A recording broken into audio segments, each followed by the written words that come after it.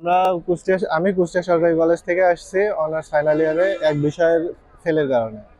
আমরা এখন গাজীপুর এই ন্যাশনাল ইউনিভার্সিটির মেন এসে আছি।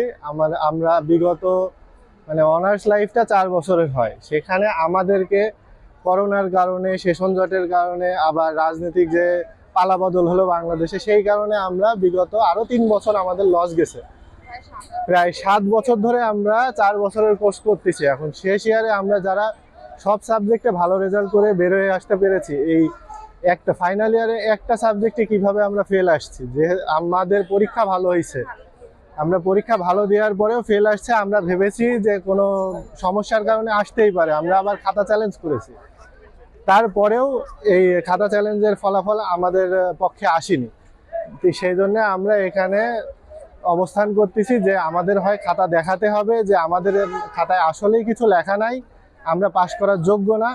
আর যদি না হই তাহলে আমাদের দাবিটা মেনে নিতে হবে। আমাদের দাবি যে যারা বিগত সাল থেকে পরীক্ষা দিয়ে এক বিষয়ে আটকায় আছে, তাদের ন্যায্য দাবি যে তাদেরকে গ্রেস মার্ক দিয়ে বা খাতা পুনর্মূল্যায়ন করে তাদেরকে বের করে দিতে হবে। এইটুকুই বলতে চাচ্ছি। আমরা জাতীয় বিশ্ববিদ্যালয়ে অবস্থান করতেছি। আমরা 2023 সালে অনার্স পরীক্ষা দিয়েছি। আমাদের দাবিটা হচ্ছে আমরা বারবার ভালো পরীক্ষা দেওয়ার পরও ফেল করতেছি।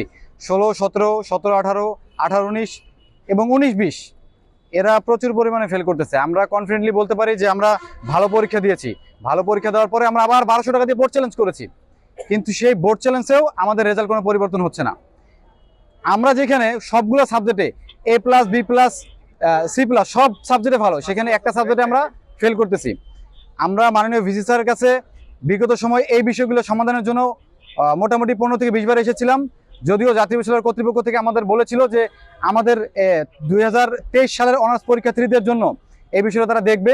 আমরা 7 বছর থেকে অনার্স কন্টিনিউ করতেছি, কিন্তু দুর্ভাগ্যবশত অনার্সের রেজাল্ট, পূর্ণমূল্যায়নের রেজাল্ট গত 9 ফেব্রুয়ারি পাবলিশড হলেও যথেষ্ট হারে শিক্ষার্থী পাশ করে নেই। তো আমরা আজকে অবস্থান করতেছি যে বিধি মোতাবেক আমরা যেহেতু দীর্ঘদিন থেকে প্রায় অনেকে 8-9 বছর 7 বছর থেকে অনার্স করতেছে, বিধি মোতাবেক গ্রেস মার্কের মাধ্যমে আমাদের জন্য পাস নিশ্চিত করে স্যারে।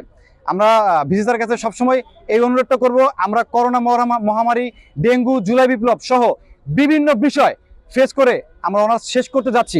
সেটা যদি আমাদের বাধাগ্রস্ত করে, আমরা লাইফে অনেকটা পিছিয়ে যাচ্ছি। আমরা জাতীয় বিশ্ববিদ্যালয়ের শিক্ষার্থী, এমনিতেই আমাদের আসলে বিভিন্ন জায়গায় অনেক অপরচুনিটি কম। আবার যদি আমরা গণহারে এইভাবে ফেল থেকে যাই, অনার্স না করতে পারি, তাহলে হয়তোবা আমরা সাফল্যের মুখ কখনো দেখতে পারবো না। সুতরাং আমরা ভিসি স্যার থেকে জাতীয় বিশ্ববিদ্যালয়ের সকল কর্তৃপক্ষের কাছে বিনীত অনুরোধ জানাচ্ছি, আমাদের 23 সালে অনার্স পরীক্ষার্থীদের যাতে গ্রেস মার্কের মাধ্যমে, বিধি মোতাবেক সর্বোচ্চ গ্রেস মার্কের মাধ্যমে আমাদের ভবিষ্যৎ বিবেচনা করে আমাদের দাবিগুলো মেনে নেয়। আমরা 3টা দাবি দিয়েছি।